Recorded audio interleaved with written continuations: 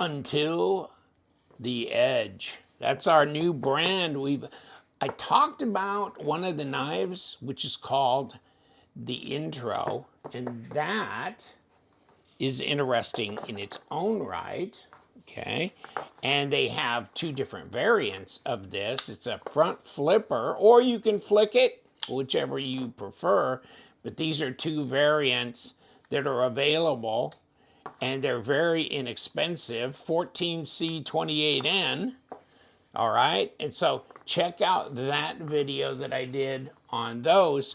But this is their fixed blade called the D Trail, like the letter D dash trail. So, my buddy Yang, I've known him for about 5 years now because he was my contact at U.t.e Knives.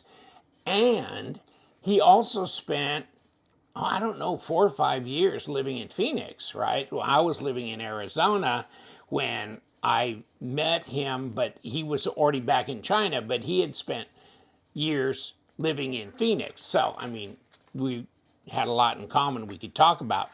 Until the Edge. This is called the D Trail. Now, this is his new brand. He's doing the design and all that. Oh, that's just for filler, so it won't rattle around. But got this. There she be, right? Good solid box, but very simple. And that's his deal, is outdoors, hiking, adventure, simplicity, function, that kind of thing. And so that's what this is. Check it out. Now, this is titanium on here. Until the Edge, kind of like getting to maybe the adventure being more important than getting to the end of the trail, right? And of course, the bikers, it's not the destination, it's the ride. Well, that's kind of the concept here too. But 14C28N and a multi-grind for sure.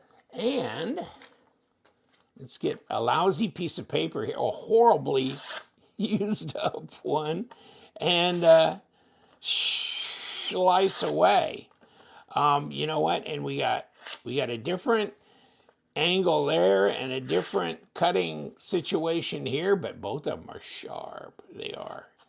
That is sharp, like right there. And then like that. Oh yeah. So it's got a good edge from wherever it's manufactured. It's in China, but I don't know who does these, right? But you know what? The fit and the finish looks pretty good. So, he used to work for U.t.e, so it wouldn't be unbelievable if U.t.e was the OEM on these either, right? But I don't know who is. And then you got this Tech Lock deal, which is in here. Let me see. You kick that, snap that, and then, of course, you can reposition this so you can carry it in different orientations, or you could take this completely off and just have the sheath itself. And I noticed about this is that that's upside down. What I noticed about this is that it's not difficult. There's some sheaths where you really got to push hard and really pull hard to get them out, get them in. This one's not difficult. This one is nice, but it's not rattling. And no, I wouldn't worry about this falling out, okay? Nothing, okay? But it'll slide right out. Little thumb pressure here, boom, not a problem. And slides in pretty easily too. You just see right in here where that is? Okay, boom, slides right in. Very easy to holster that. Yeah, that's nice.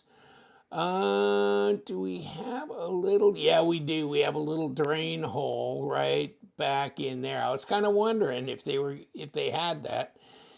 So you could lash this to whatever, this and that and the other. Okay, so until the Edge. So got a little bit of our Kydex right there on the blade.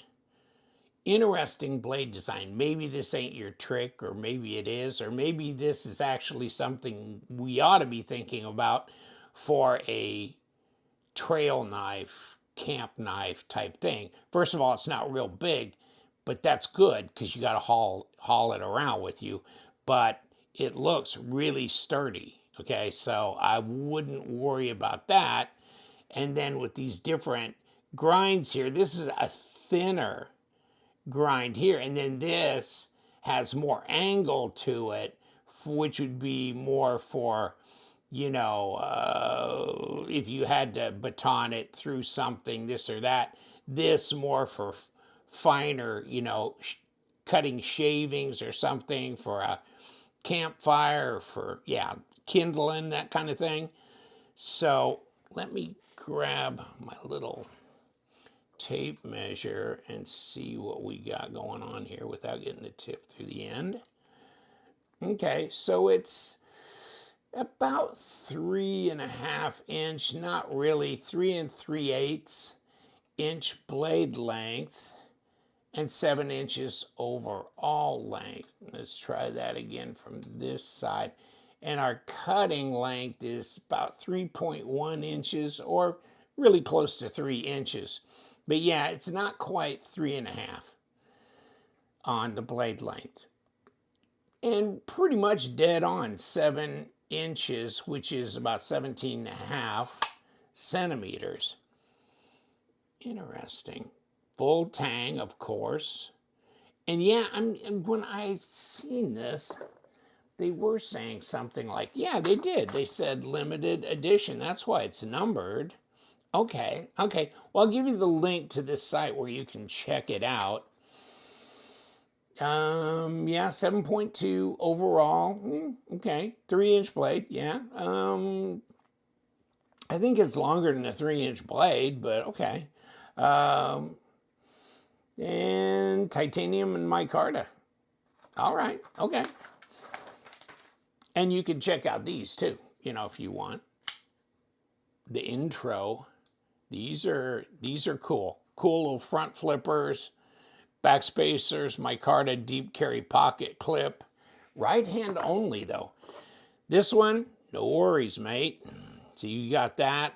The ergos and reverse grip feels good. I've got room for all my fingers on there, and then you've got a space for a lanyard that can go on there as well. And you may want to know how much this weighs. Okay, let's lay it on there. 4.5 ounces. Now, how much with this? Or let's see if we can lay it on here accurately. 6.7 with the sheath. Okay. 4.5 without. 128 grams without. And 191 grams with. That sheath adds something, doesn't it?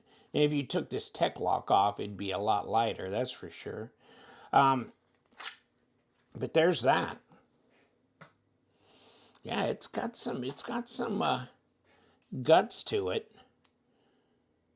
15.6 millimeters at 0.61, so it's a handful at the thickest part.